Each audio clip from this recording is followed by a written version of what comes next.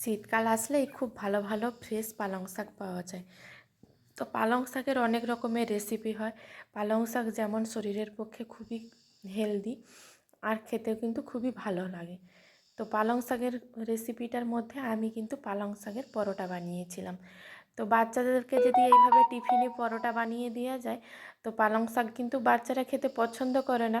তো বাচ্চাদের টিফিন বক্সে যদি এইভাবে বানিয়ে দেওয়া যায়, তাহলে কিন্তু ওরা খুব মজা করে খাবে। তো সেই রকমই আমি একটা রেসিপি নিয়ে চলে এসেছি।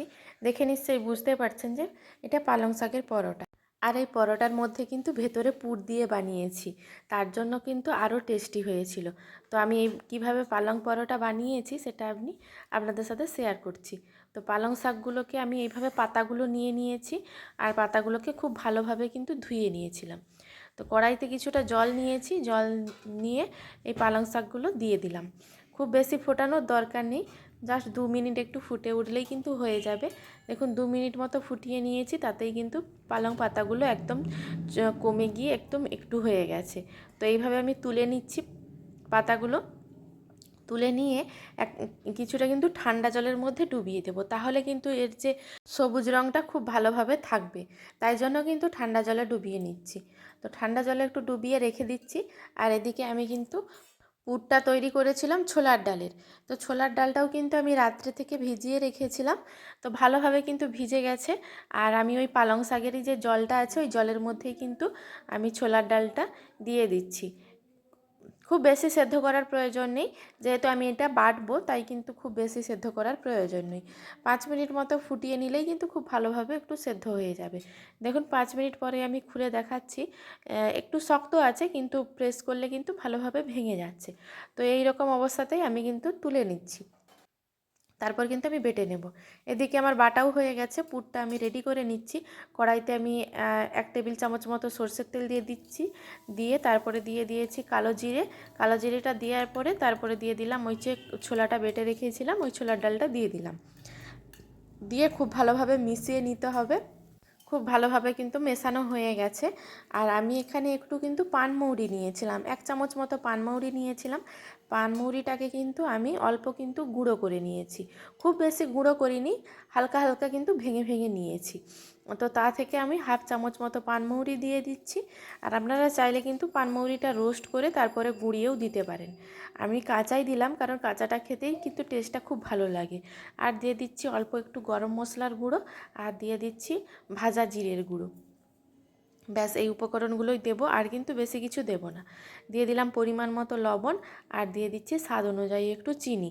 আপনারা যদি একটু ঝালঝাল খেতে পছন্দ করেন, তাহলে কিন্তু এখানে চিনিটা স্কিপ করে গিয়ে একটু লঙ্কার গুঁড়ো দিতে পারেন। যেহেতু আমার মেয়ের জন্য বিশেষত বানাচ্ছি, তাই কিন্তু আমি একটু মিষ্টি মিষ্টি স্বাদেরই বানাচ্ছি। তো সব উপকরণগুলোকে খুব ভালোভাবে ভেজে নিয়েছি, একটু ভাজা ভাজা হয়ে গেলে তারপর এটা নামিয়ে রেখে দেবো, রেখে ঠান্ডা করতে দেবো। এদিকে কিন্তু আমি ময়দার ডোটা মাখিয়ে নেব। তো আমি পরিমাণ মতো ময়দা নিয়েছি, এখানে প্রায় 1 বাটির থেকে একটু বেশি আছে ময়দাটা। আর আমি সম পরিমাণ কিন্তু আটাও দিয়ে দেব। আপনারা চাইলে পুরোটাও আটা দিয়েও করতে পারেন, অথবা পুরোটা ময়দা দিয়েও করতে পারেন। তো আমি দুটো মিশিয়েই করছি। আগেই বলেছি একটু মিষ্টি স্বাদের করার জন্য আমি কিন্তু এখানে চিনি দিয়ে দিলাম, আর পরিমাণ মতো লবণও দিয়ে দিচ্ছি। তারপরে দিয়ে দিচ্ছি 2 টেবিল চামচ মতো সাদা তেল, লবণটাও দিয়ে দিলাম। তারপরে এই উপকরণগুলোকে সব মেখে নিতে হবে। আর যে পানমৌরিটা একটু বেঁচে ছিল, সেই পানমৌরিটাও আমি দিয়ে দিলাম। দিয়ে খুব ভালোভাবে মেখে নেব। তেলটা যেন খুব ভালোভাবে মাখানো হয়ে যায় ময়দার সাথে। তো ভালো করে মাখানো হয়ে গেছে।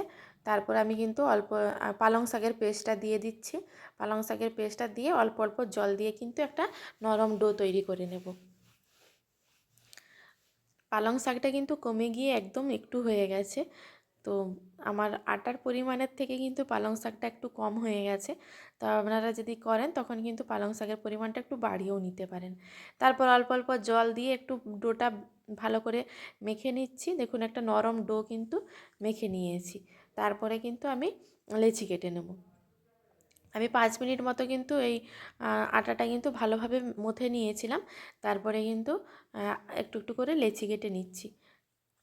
লেচিগুলো মিডিয়াম সাইজের রেখেছি, যেহেতু পুর ভরা হবে, তাই কিন্তু মিডিয়াম সাইজের রেখেছি। সবকটা লেচি কাটা হয়ে গেছে। তারপর কিন্তু হাতের সাহায্যে নিয়ে আমি কিন্তু একটু গোল গোল করে রেখে দেব।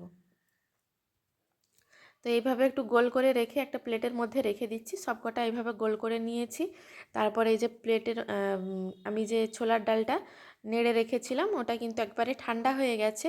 তো একটা ডো নিয়েছি, ডোটাকে এইভাবে বাটির মতো কিন্তু একটু শেপ দিয়ে দিচ্ছি, মাঝখানটা একটু গর্ত করে নিয়ে তারপরে কিন্তু চামচে করে একটু পুরটা নিয়ে এখানে ভরে ভরে একটু পুর দিয়ে দিচ্ছি।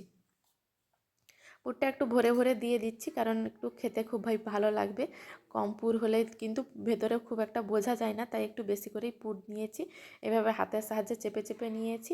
আর দু সাইডটা দেখুন এইভাবে কিন্তু জুড়ে দিচ্ছি। আর যে সাইডের দিকে সবগুলোকে নিয়ে এইভাবে মুখগুলোকে জুড়ে দিয়ে একটু গোল করে নিচ্ছি, তাহলেই কিন্তু রেডি হয়ে যাবে। দেখুন এইভাবে কিন্তু করে নিলাম, বোঝাই যাচ্ছে না যে ভেতরে পুর দেওয়া আছে বলে। তারপরে কিন্তু হালকা হাতে বেলে নিতে হবে। তো আরেকটাও করে দেখিয়ে দিচ্ছি কিভাবে পুরটা দিয়ে আমি কিন্তু এভাবে দেখুন ভেতরের দিকে ঢুকিয়ে দিয়ে তারপরে কিন্তু এভাবে গোল করে নিচ্ছি। তো এইভাবে সব পুরগুলো ভরে রেডি করে রেখে দেবো, তারপরে কিন্তু বেলে নেব। তো সব কটা আমার পুর ভরা হয়ে গেছে। তারপরে কিন্তু হালকা হালকা হাতে আমি বেলে নিচ্ছি। তো আমি কিন্তু এখানে কিন্তু এই বেলন চাকতিতে কিন্তু আমি কি তেল একটু মাখিয়েও নিতে পারেন, আমি কিন্তু কিছু মাখাইনি। তো তেল মাখিয়েও নিতে পারেন, অথবা কিন্তু শুকনো আটা কিংবা ময়দা ছড়িয়েও এটা বেলে নিতে পারেন। তো দেখুন আমি একটু মিডিয়াম সাইজের করে বেলে নিয়েছি, খুব বেশি কিন্তু মোটা না, খুব বেশি পাতলাও না, একটু হালকা হালকা হাতে বেলে নিতে হবে। যেহেতু পুর আছে তাই কিন্তু হালকা হাতে না বেললে পুরটা কিন্তু বাইরে থেকে বেরিয়ে যেতে পারে। তো এইভাবে হালকা হালকা হাতে বেলে নিয়েছি। আর দেখুন ঘনত্বটা ঠিক এইরকম থাকবে। এই অবস্থাতে আমি কিন্তু ভেজে নিচ্ছি। তো আমি গ্যাসের ফ্লেম মিডিয়ামে রেখে আমি কিন্তু পরোটাগুলো ভেজে নেব। তো তাওয়াটা গরম করে নিয়েছি, তারপরে দিয়ে দিলাম পরোটাটা, একটু শুকনো এদিক ওদিক করে ভেজে নিয়েছি। তারপরে কিন্তু তেলটা দিয়ে দিচ্ছি। প্রথমে কিন্তু তেল দিয়ে দেবো না, প্রথমে একটু শুকনো ভেজে নিয়ে তারপরে তেলটা দিয়ে দেব। প্রথমে তেলটা দিলে একটু লাল লাল হয়ে যায়, আর তখন ভাজাটা হতে একটু দেরি হয়। তাই কিন্তু আমি প্রথমে একটু শুকনো ভেজে নিয়ে তারপর দুদিকে ভালো করে তেল মাখিয়ে দিলাম। দেখুন একটা পরোটা রেডি হয়ে গেল। আবারও একটা ওই একইভাবে করে নিচ্ছি। পরোটাগুলো কিন্তু যদি না ফেটে যায় তাহলে কিন্তু খুব ভালোভাবে ফুলে ওঠে। রুটি যেইভাবে ঠিক সেকলে ফুলে ওঠে সেইভাবে কিন্তু ফুলে ওঠে। তো এইভাবে কিন্তু আমরা লুচিও বানিয়ে নিতে পারেন, তাহলে কিন্তু লুচিও খুব ভালো লাগে খেতে। দেখুন কতটা গোল হয়ে ফুলে গেছে পরোটাটা। এভাবে আমি সবকটা পরোটা বেলেও ভেজে নিয়েছি। আর আপনাদেরকে একটা ছিঁড়েও দেখিয়ে দিচ্ছি কতটা সফট হয়েছে, একদম নরম তুলতুলে হয়েছিল। দেখুন হাতের মুঠোয় কত সুন্দর হয়ে যাচ্ছে। আর কিন্তু ভেতরটাও একদম পুরে ভরা, খুবই ভালো হয়েছিল খেতে, খুব টেস্টি হয়েছিল। আপনারা অবশ্যই একবার বাড়িতে ট্রাই করে দেখতে পারেন। আমার এই রেসিপিটা যদি ভালো লাগে আপনাদের, তাহলে আমার ইউটিউব চ্যানেলটি সাবস্ক্রাইব করে নেবেন, আর ফেসবুক পেজ থেকে দেখলে পেজটি ফলো করে নেবেন। রেসিপিটা আপনাদের কেমন লাগলো অবশ্যই কমেন্ট বক্সে কমেন্ট করে জানাবেন।